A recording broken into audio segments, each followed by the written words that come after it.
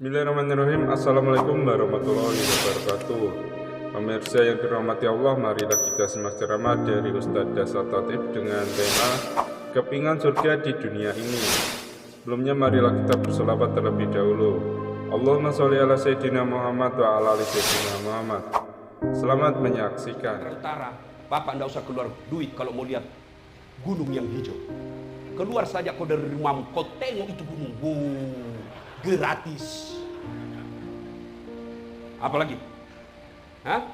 Orang Australia datang ke Bali hanya mau melihat sawah yang hijau, sawah yang menguning. Dia keluarkan duitnya sampai puluhan juta hanya mau melihat sawah yang hijau dan kuning. Orang Sumatera Utara tak payah kau pergi ke luar negeri, tak perlu keluar duitmu banyak, kau keluar naik motor, sawah berhamparan. Masya Allah, alam kita. Saudi Arabia, Qatar, mereka hanya kaya dengan minyak. Kita sawitnya banyak, nikelnya banyak, gasnya banyak, batu baranya banyak, barusnya banyak, jandanya banyak. Masya Allah. Iya, ini nikmatnya Indonesia. Sampai orang Arab kalau datang ke Indonesia, dia bilang ini kepingan sorga yang ada di dunia. Kawan saya dari Jepang, dia bilang kita memang orang Indonesia enak, beli baju 1 tahun cukup.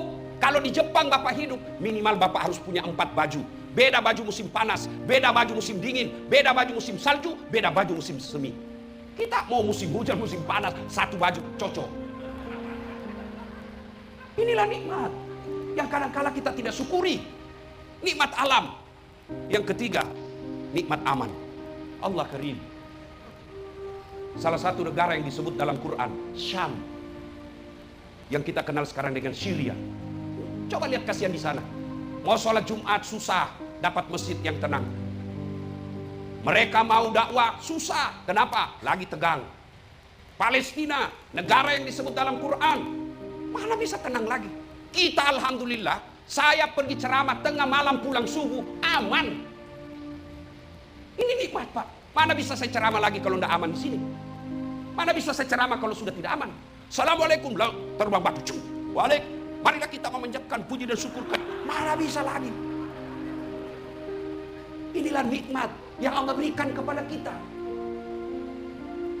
Dan siapa yang punya tanggung jawab besar menjaga Kamtibmas, kalianlah para polisi Republik Indonesia.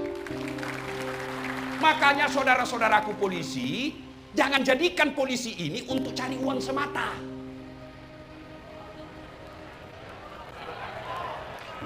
Kau yang tadi bilang gaspol toh? Alhamdulillah, polisi secara berjenjang dapat gaji, dapat tunjangan, dapat kenaikan pangkat. Tapi kalau Bapak kejar itu, Bapak rugi. Polisi 40 tahun, tapi di akhirat tidak dapat bagian. Tapi kalau Bapak niat, saya menjadi polisi supaya pilkada damai di Sumatera Utara, supaya orang bisa beribadah dengan baik, orang Nasrani bisa ke gereja, orang Islam bisa ke masjid, orang Hindu bisa ke wihara, mereka saya jaga keamanannya supaya mereka beribadah, maka itu Bapak dapat pahala dunia sampai akhirat. Tapi kalau Bapak cari duit hanya di pangkat jabatan, Bapak duit dapat, tapi di akhirat, mana pahala saya 40 tahun jadi polisi? Kata malaikat, kau bohong. Kau kan dulu cari duit sama pangkat. Kau sudah dapat duit sama pangkatmu, ya tidak ada lagi pahalamu di dunia. Nikmati aja gajinya Pak. Pak, nikmati gajinya. Bagaimana caranya? Jangan setengah mati kau kumpul, siksak supaya bisa sekolah. Dapat lagi sekolah, kumpul lagi, dapat jabatan. Dapat jabatan, kumpul lagi, dapat sekolah lagi. Kapan kau nikmati uangmu?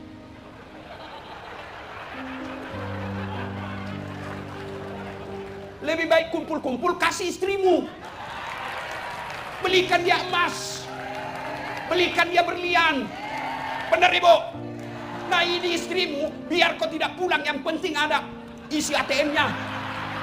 Betul Ibu? Kau tidak percaya dengar, biar tidak pulang yang penting ada Nah, uangmu dia cari.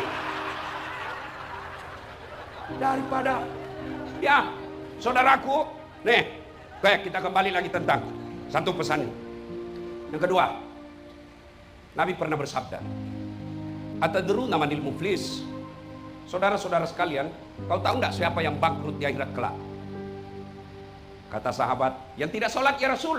Oh, dia sholat 5 waktu bagus, sholat sunnahnya ada. Yang tidak puasa Ramadan ya Rasul. Oh, dia puasa Ramadan, Senin Kamis dia lancar puasa sunnahnya.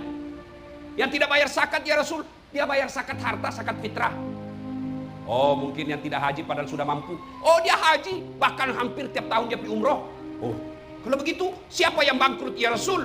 Dengar, siapa yang bangkrut ya Rasul? Nabi jawab, jarusu wahatiur rahim, tetangga yang jahat sama tetangganya dan dia memutuskan tali persaudaraan. Kenapa dia bangkrut? Kata sahabat, bagaimana caranya? Kok bisa bangkrut ya Rasul? Dia kan baik ibadahnya. Kata Nabi, benar, hubungannya kepada Allah baik, hablum minallahnya baik, sayang, hablum minannasnya rusak. Apa itu? Ketika dia setor sholatnya, ya Allah, ini sholatku.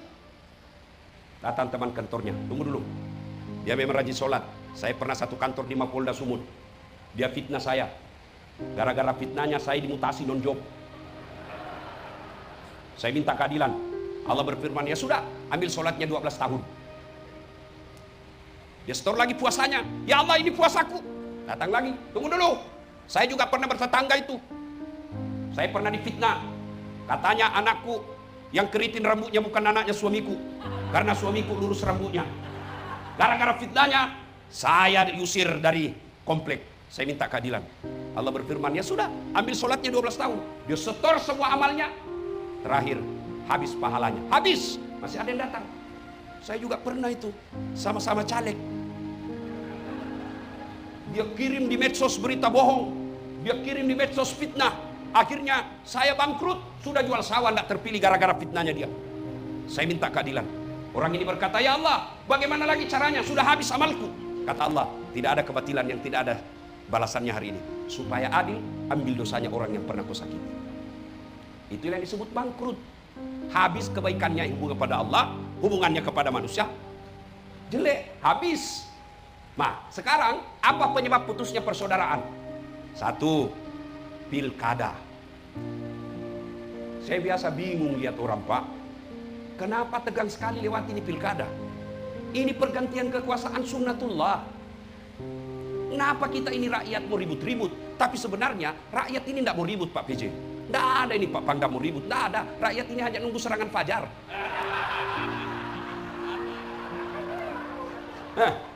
Saya yakin Bapak tidak ada yang terima serangan fajar di sini. Tapi saya curiga ada yang membantu menurunkan dan membagi-bagi serangan fajar. Yang membuat kadang-kala rusuh pilkada ini Pak, tim sukses.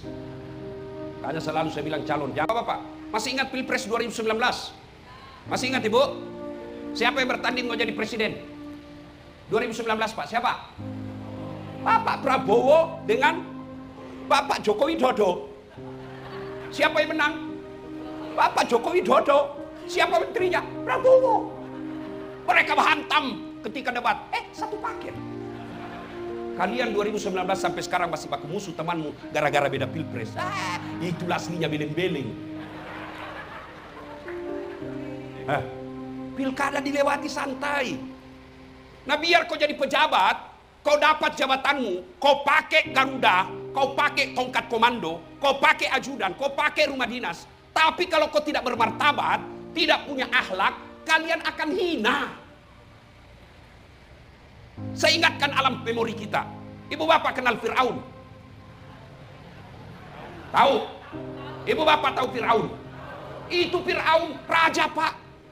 Pasukannya aja tidak ada yang berani lihat matanya Fir'aun. Kekayaannya sampai sekarang masih dicari di Mesir. Gagah, cakep. Tapi karena tidak punya iman, Allah hinakan itu Fir'aun. Mana buktinya? Satu-satu manusia yang ditulis dalam Quran haram masuk surga, Fir'aun. Kalau bapak ibu kita masih 50-50. Ada harapan masuk surga, ada harapan masuk neraka Pak. Fir'aun sudah diponis haram masuk surga. Apa cukup sampai di situ? Murka Allah, laknatnya kepada Fir'aun? Tidak. Sampai detik ini tidak ada yang suka itu namanya Fir'aun. Mana buktinya? Tidak ada satupun warga Polri mau kasih nama anaknya Fir'aun. Jangankan kasih nama, bapak dituduh aja Fir'aun, marah Pak. Padahal populer, elektabilitasnya paling tinggi.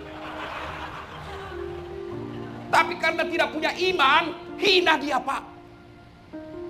Sebaliknya, rakyat jelata, hamba sahaya, Tidak punya harga diri sama sekali. Dia bisa diperjualbelikan. Namanya hamba sahaya. Tukang sisirnya anaknya Fir'aun, namanya Masyitah. Dibakar dan direbus hidup-hidup oleh Fir'aun. Hanya karena dia mempertahankan La ilaha illallah. Dia korbankan jiwa raganya satu keluarga.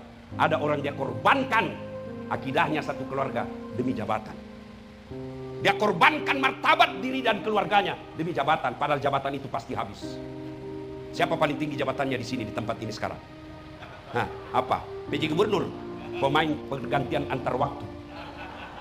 Terpilih, wabillahi taufiq wal hidayah.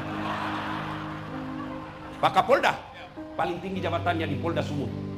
Tapi ada masa selesainya, mutasi. Mudah-mudahan mutasi jadi bintang 3. Selesai bintang 3, bintang 4. Sudah bintang 4, pasti Bapak pensiun. Sudah pensiun, Bapak masih mau pakai bintang. Dibilangi orang gila, Pak. Ayo, tentara paling tinggi pangkatnya di sini, Pak Pangdam, bintang 3. Allah Karim, terancam tinggal 1 bintang. Mau kemana? Pasti pensiun. Apa yang kita mau ributkan dengan jabatan? Itu aja jabatannya diperebutkan. Kita yang rakyat biasa, ngapain ribut?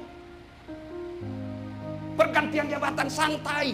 Yang saya jengkel, Pak Jenderal, saya jengkel betul kalau ada tim sukses, politisi, partisan yang mengacak-acak persatuan. Kenapa? Saya lah ini, Pak, paling repot Sabang sampai Merauke. Saya rasakan bagaimana naik perahu di samping kiri kanan ada buaya berjemur. Saya rasakan berjam-jam naik mobil, tikungan kiri kanan sampai saya sakit.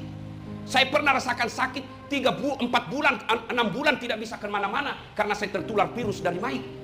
Untuk apa? Agar kita tetap damai di Indonesia. Saya ajak teman-teman pendeta, saya ajak teman-teman Buddha, saya ajak teman-teman biku. Ayo kita sama-sama jaga persaudaraan Indonesia. Karena di sini kita lahir, di sini kita bekerja. Saya paling benci lihat itu mereka yang pejabat. Hanya karena jabatan sementara, dia menghalalkan segala cara mengancam persaudaraan. Biar tinggi jabatan kalau menghalalkan segala cara berakhir dengan kehinaan. Percaya saudaraku, tidak ada jabatan yang diraih dengan menghalalkan segala cara kecuali berakhir dengan kehinaan. Pasti. Dosa Allah ampuni kalau dosa pribadi. Tapi kalau zolim, Allah yang turun tangan menghancurkannya. Zolim itu berkaitan dengan kekuasaan. Salah satu zolim diantaranya adalah memotong uang keamanan pilkada. Brigade! Brigade! Nah itu kasihan, itu Brimob itu kasihan. Bau matahari, dipotong pulang honor pengamanan, laporan di Polda 150, uang makan sampai di lapangan 25.000. Sudahlah, saya tahu semua nasibmu deh. Itu namanya zolim. Ini yang bisa merusak persaudaraan kita. Pilkada santai aja ini. Pilkada kita lewati dengan santai. Jangan cemas. Nah, di mana perannya perempuan? Ini penting. Penting peranan istri. Rem-rem suamimu. Ketika dia mulai hilap, rem dia ketika kau tidur. Jangan malah menjadi provokator. Apa perempuan berpengaruh? Sangat pengaruh. Apalagi kalau suaminya sudah suami takut istri. Mana ada polisi tidak takut sama istrinya? Sudahlah, sadar aku tahu kita semua. Dia bilang, teman saya polisi, sebenarnya kami tidak takut sama istri Ustaz. Cuma ini istri sedikit-sedikit melapor sama istrinya komandan. Dan istrinya komandan juga, ternyata komandan juga takut sama istrinya.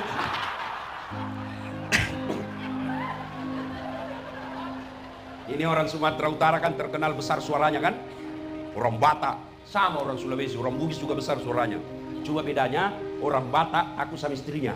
Makanya disebut ada polisi toba. Ya, iya toh? Nah, kalau orang Bugis tidak ada yang takut sama istrinya, cuma istrinya lebih berani. Oke, Bu, di situ jihadnya Ibu, mengerahkan suami. Suami sudah pangkat jabatan ada, tapi mendorong lagi tim suksesnya Pak. Ibu lah yang harus ingatkan, Pak, dunia sementara. Apalagi tidak puasnya Bapak nih. Bapak sudah punya pangkat segini, dari semua Indonesia hanya sedikit yang Allah pilih. Saya tadi bisik-bisik Pak Jenderal, Pak Kapolda. 94, Masya Allah. Cepat. Yang sambutan 93. Senior. Tapi apa boleh buat? Itulah hidup. Makanya dalam rukun iman ada disebut qada dan qadar. Yaitu takdir baik dan takdir buruk. Takdir baik dapat promosi. Takdir buruk non job. Jangan cuma mau baiknya saja. Iya, itu memang begitu hidup. Saya bayangkan tadi bintang 2. Kira-kira di Indonesia itu Pak Jenderal bintang 2 tidak sampai 100 orang kali ya? Tidak Pak. Bayangkan dari sekian banyak Indonesia, hampir 300 juta bintang 2 polisi yang aktif tidak sampai 100. Maka di situ fungsinya istri. Bang, rem-rem bang. Jangan gaspol terus. Rem-rem. Itu fungsinya istri. Jangan malah menjadi provokator. Pakai kos sikat di situ. Masa itu ada lifting. Gelangnya tebalnya kayak pilik sepeda. Masa kamu Kapolda? Saya cincinku ini masih cincin kawin. Di situ fungsinya istri. Dan kalau istrinya mampu menahan diri suaminya, maka dia menjadi jihad pahala buat dia. Ini istri penting. Berapa banyak orang hina dan masuk penjara, dipermalukan di medsos gara-gara istri. Pilkada ini mestinya para istri calon-calon pejabat, calon-calon kepala daerah, di situ istrinya tampil memberikan kesejukan bagi suaminya. Karena istri itu kalau dia memberi kesejukan, Masya Allah, senyang perasaan. Aduh, saya istri saya Bu, kalau saya lelah sekali mau pergi ceramah, hilang lelah saya ketika ketemu istri. Mau pergi ceramah, lihat ransel saya diangkat, tidak usah saya yang berat. Apa kata istri saya? Tidak ada artinya beratnya ini ransel dibanding beratnya hidupnya Ustadz menanggung beban kami sekeluarga. Langsung hilang, saya punya penyakit hati, tenang lagi perasaan. Begitu saya di mobil Bu, dia cium tangan saya. 3 kali dicium, cukup enggak? Dia cium lagi mata kanan. Dia cium mata kiri. Dia cium lagi jidatku. Ini yang paling lama. Istriku Bu, apa? Sudah itu dia usap dada saya. Dia tidak akan pernah tutup pintu mobil sebelum dia bilang, Ustadz, ridhoi saya. Karena surganya istri ada pada ridhonya suami. Ridhoi saya bang, ridhoi saya Ustadz. Insya Allah ibu yang begini, ibadahmu sederhana, tapi ridho suamimu gampang masuk surga. Ayo Pak Kapolres, pernah aku dikasih gitu istrimu? Paling mau pergi kerja dia sibuk di WhatsApp. Ayo bang, ayo ya, jangan lupa ya. Jangan marah ya Bu ya. Jangan marah Ibu, ini tujuannya dakwah Ibu. Coba Ibu, saya mau tanya Ibu, saya mau tanya Ibu. Kenapa Ibu bisa hadir di tempat ini? Nah, karena suamimu polisi. Coba kalau suamimu Satpol PP. Kok nggak ada di sini? Kenapa Ibu baris paling depan? Karena Ibu istri-istri pejabat utama. Cara syukuri, jaga suamimu. Pilkada, jangan bang, jangan berpihak, jangan sampai kita disebut partai coklat.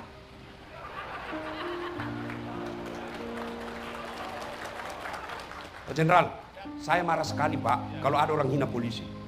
Padahal saya lah paling sering gaspol sama polisi. Coba, mana ada ustadz yang berani maki-maki jenderal di depannya? Hanya ada saat latih Pak. Kenapa? Karena saya mau ajak para polisi masuk surga. Karena saya bisa dakwah dengan aman karena jasa-jasanya polisi. Maka Ibu, jaga suami Bu. Caranya, ingatkan, rem. Ibu, suamimu Kapolres, Ibu bisa jadi Kapolres Tabes. Masya Allah. Kalau beliau ini Panglima namanya Pak, istri beliau bisa jadi Pangenam. Apa? Coba, ini PJ di kantor gubernuran. Biar PJ mau lantik kau, kalau istrinya tidak setuju, tidak jalan juga kamu. Biar Pak Kapolda senang kamu, tapi istri beliau tidak senang, masalah hidupmu bos. Apalagi kalau ibu katakan, saya tidak suka lihat itu anak buahmu itu. Pokoknya bulan depan saya tidak mau lihat lagi di kantor. Bingunglah Pak Kapolda. Maka di situ fungsinya. Cara istri ngerem.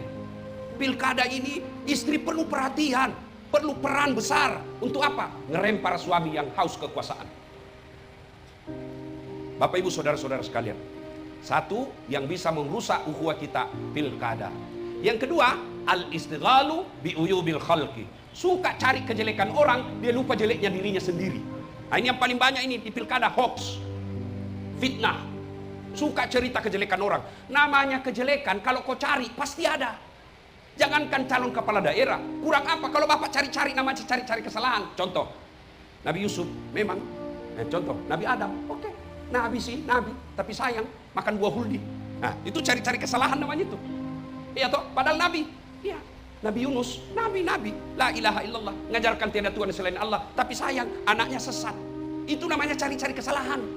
Mana ada manusia yang tidak ada salahnya Pak? Kita semua pasti punya salah.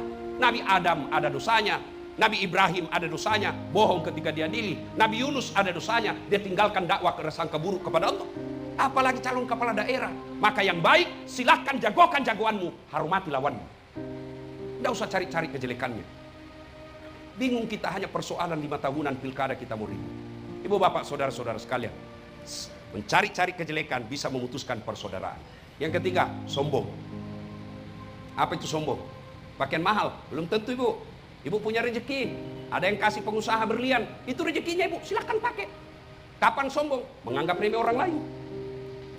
Nah, ibu pakai emas, ada yang datang dilihat terus gelangnya. Dia tidak cerita tapi mukanya sinis.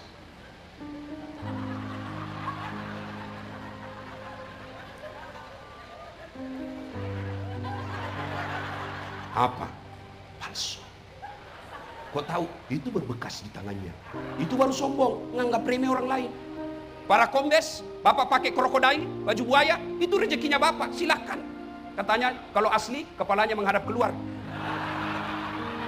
Kalau palsu menghadap ke dalam, buahnya darat ya pak. Harga 3-4 juta, pakai pak, rezekinya bapak. Kapan bapak sombong? Menganggap remeh baju orang lain. Kau tahu ini, 4 juta ini. Kamu, nggak bisa kau beli, sombong. Apa yang menyebabkan datangnya sombong? Kata Nabi, 1, tambahnya kekuasaan. Apa yang mau disombongkan dengan kekuasaan pak? Paling tinggi kekuasaan di Indonesia, presiden. Siapa dulu presiden? Bapak Joko Widodo. Selesai pak, Prabowo lagi. Selesai. Apa yang mau disombongkan? Apalagi kata Nabi, penyebab datangnya kesombongan, bertambahnya ilmu. Ustadz, ada, misalnya ada saat latih mau sombong, banyak gelarnya, banyak followernya. Viewer saya di YouTube sudah hampir 16 juta. Lebih banyak dari jumlah Indonesia. Mau sombong? Ya kau sombong dah saat kau bisa ceramah karena ada yang nonton. Coba kalau saya di sini ceramah 2 jam berapi-api, tidak ada yang nonton. Lewat Pak Pangdam, sudah lama sakit itu Ustaz. Apa yang kita mau sombongkan? Ya, maksud saya santai aja menikapi perbedaan ini. Sholat aja berbeda-beda boleh. Coba ibu, kalau orang sholat ibu coba lihat. Allahu Akbar. Nah, meletakkan telapak tangan setelah takbiratul ihram, berbeda pendapat ulama. 1 di atas dada, begini. Ya, Allahu Akbar. Pendapat ulama kedua antara dada dengan pusat. Pendapat ketiga, Allahu Akbar di atas pusat. Pas di atas pusat. Pendapat keempat, Allahu Akbar di bawah pusat. Pendapat kelima, Allahu Akbar lurus. Ini pendapat Syiah dan Iran pada umumnya. Begini. Mau begini silahkan. Yang bikin repot kalau kau tidak mau terima orang yang begini. Orang begini kok. Batal sholatmu. Mau begini silahkan, mau begini silahkan, mau begini silahkan, mau begini juga silahkan. Kalau boleh semua Ustaz, yang mana tidak boleh? Kalau kau pakai semua. Allahu Akbar. Ini pilkada main 3 kaki. Bapak Ibu saudara-saudara sekalian, banyak yang ingin kita sampaikan, tapi waktu yang terbatas. Saudaraku masyarakat Sumatera Utara, percayalah, kalau Sumatera Utara ribut, bukan orang di Sulawesi Selatan yang menerangkan dampaknya, tapi orang di Sumatera Utara lah itu. Maka kita, apapun profesi dan pekerjaan kita, wajib mengambil bagian untuk menjaga pilkada damai. Inilah dalam bahasa Qur'annya, fastabiqul khairat, berlomba-lomba dalam mengambil kebaikan. Polisi mengamankan Kamtibmas, didukung oleh tentara. Kemudian ASN harus netral. Semua pelaku, ada KPU, ada Panwas, Gakumdu. Saya kasih ilustrasi sederhana ketika mereka tidak adil, berlaku curang. Setahu saya, tolong saya Pak Kapolda diluruskan kalau saya salah. Kalau saya bertetangga dengan teman saya dirampok rumahnya, dijarah dia punya harta, tapi saya tertidur pada saat kejadian. Saya boleh ditangkap enggak, Jenderal? Tidak. Kenapa? Saya tidak tahu. Iya kan? Tapi sebaliknya, tetangga saya dirampok, saya tidak menjarah, saya tidak ambil hartanya, tapi saya bukakan pintu. Saya bisa dipenjara enggak? Bisa. Junto, ikut serta. Panwas, KPU, Gakumdu, kalau tidak berlaku jujur dan adil, Bapak boleh menang mainkan hukum di dunia. Tapi nanti di akhirat dicari Bapak sama malaikat. Mana ini orang yang tidak curang. Oh ini kamu, kamu. Ini kalau Bapak masih percaya bakal mati. Kalau Bapak sudah tidak percaya ada hari akhirat, hari perhitungan, ya sudahlah, lakukan apa saja yang kamu lakukan. Pada akhirnya, selesai dengar ceramah ini, dua sikap kita. Satu, wah bener itu kata Ustadz tadi. Rasa-rasanya saya kena itu tadi Ustadz. Sudahlah, saya akan memperbaiki diri. Alhamdulillah, percaya Bapak masih punya iman di hati, pelihara dengan baik. Inilah yang Allah sindir sebut dalam Quran, innamal mu'minuna alladzina isa sukirallah wajilat qulubuhum wa idza tuliyat alaihim ayatuhu sadathum iman. Selesai dengar dakwah, bertambah imannya. Ini choice kedua. Selesai dengar dakwah, dia bilang, pandai juga itu Ustaz cerita. Malah didatangi Pak Kapolda, Jenderal, nggak usah lagi panggil itu Pak Ustaz, nggak enak Pak, gaspol terus sama kita Pak. Sudahlah, nggak usah dengar ceramahnya lagi. Ini golongan kedua yang Allah sindir dalam Quran, wa tawaun alaihim a'anzartahum am lam tunzirhum la yu'minun. Kau sampaikan ayat Allah atau tidak, sama saja mereka tidak akan beriman. Bahkan mereka, kata Al-Quran, mereka lebih hina dari binatang. Bapak-bapak tahu binatang? Salah satu binatang itu namanya kambing. Pak Pangdam, kakak saya di kampung jual beli kambing. Itu kalau ada kambingnya nakal, dia bilang sama penjaganya, bawa ke pasar jual. Sampai di pasar tidak ada yang beli, kasih pulang, potong. Satu RT bisa makan. Dagingnya jadi sate, perutnya jadi coto Makassar, kakinya sop kikil, ekornya sop buntut, pipinya sop pipi, lidahnya sop lidah, pelernya obat kuat. Iya toh? Iya, kambing nakal jual, tidak ada yang beli, potong, kita nikmati sama-sama. Tapi kalau ada aparat pelaksana pemilu tidak baik akhlaknya, mau diapa? Jual, siapa yang mau beli? Masuk penjara pun masih makan uang, dipotong, siapa yang mau makan?